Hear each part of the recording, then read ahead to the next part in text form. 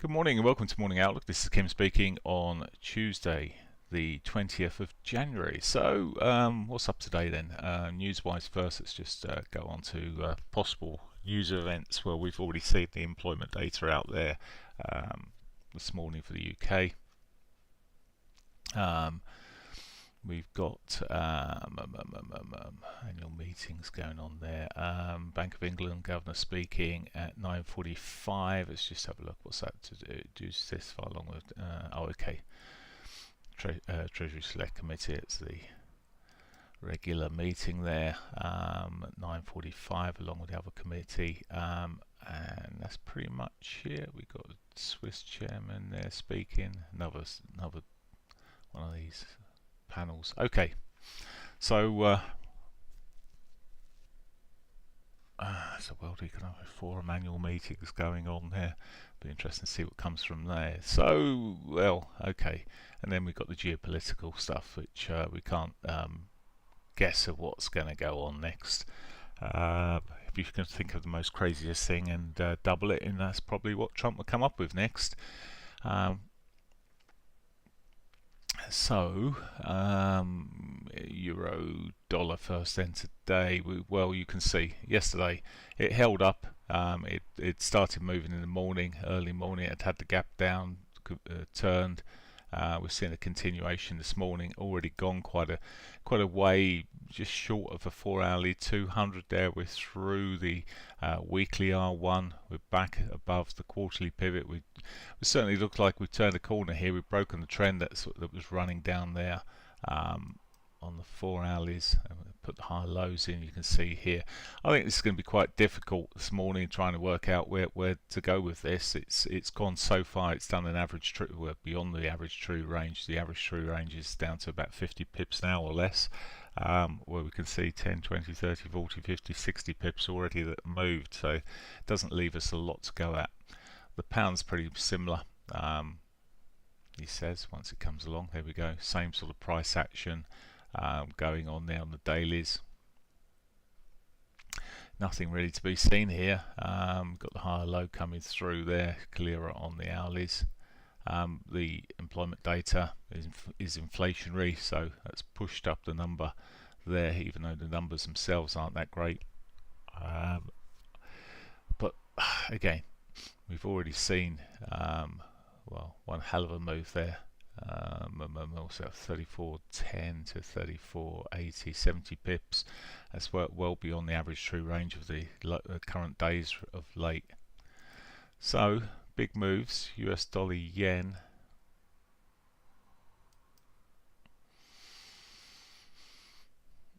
US dollar yen pushing up here. It's not going the same way. It's going the other way. The yen's weakening. Everything, the pound, the euro's strengthening. This is still weakening. Maybe at some point we'll see this reverse back and go with the others, but at the moment it's the yen is just continuing to weaken. It's not helped by its political scene at the moment either. So okay, nothing to be had there. Aussie dollar. Right, so we're starting to break out of this tight range, but it's gone for now anyway. You see on the hourlies, high low, same sort of picture. For me, there's little I really want to be trying to do until things settle. So the Aussie's off the table there.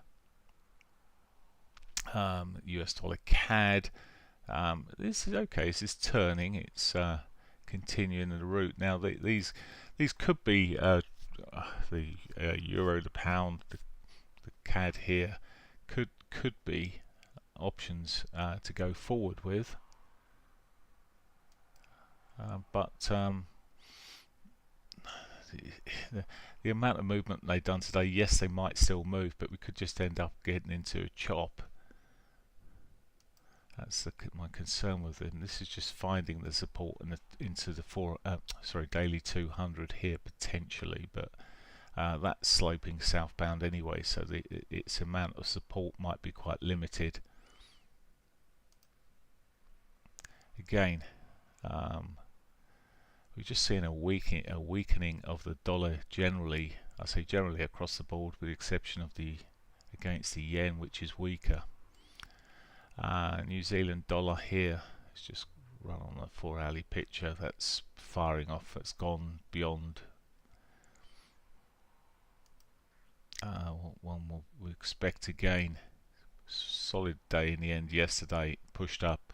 Just to me, untradeable when they've done this for now anyway. We might get retracements, we might get opportunities as the day goes on, but there's not a great deal that I want to be looking at. With the concerns out there, is no surprise, and I said that's it yesterday, but gold's just continuing to shove on here.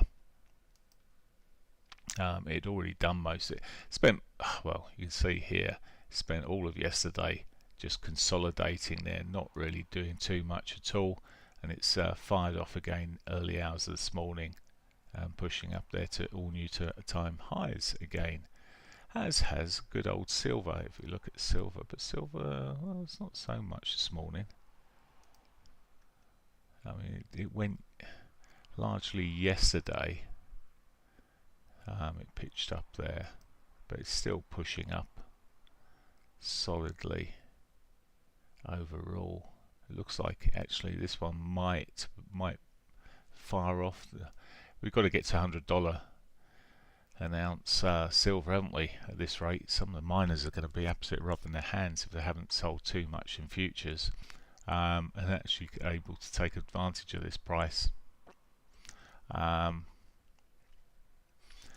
Yeah, this is looking good on the silver front. There is a potential breakout there and run. Don't like this gap back here, but that could get filled at any stage. All right, oil.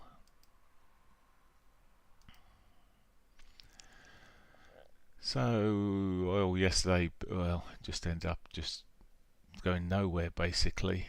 It's hardly moved, just consolidation. We've got a slight bounce there.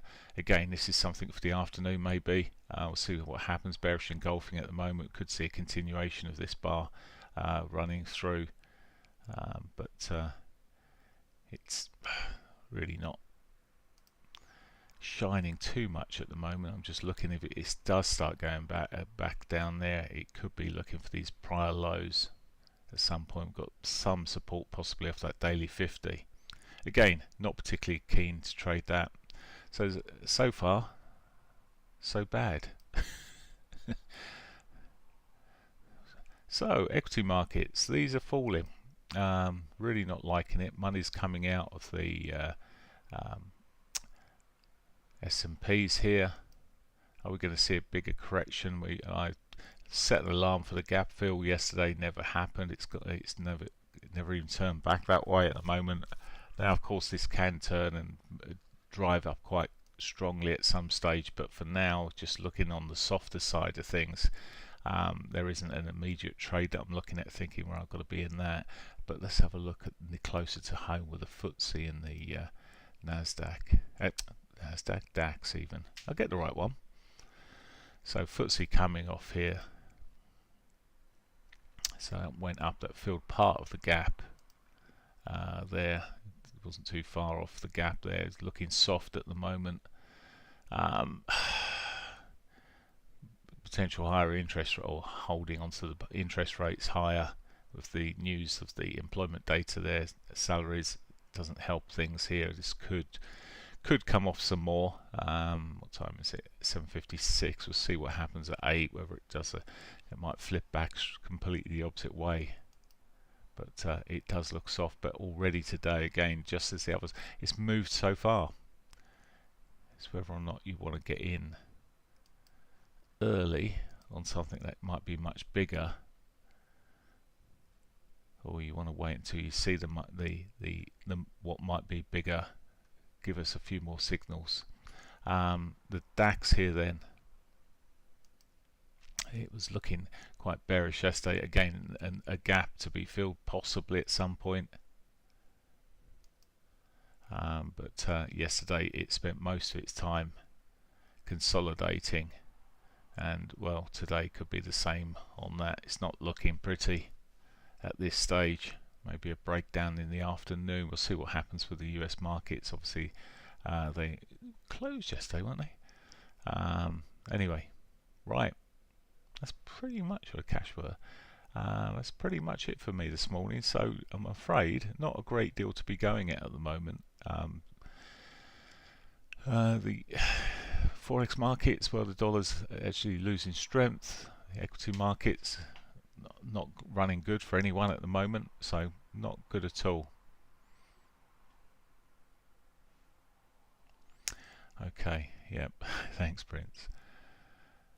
Okay, right. I will see you in the morning. Take care. Bye for now.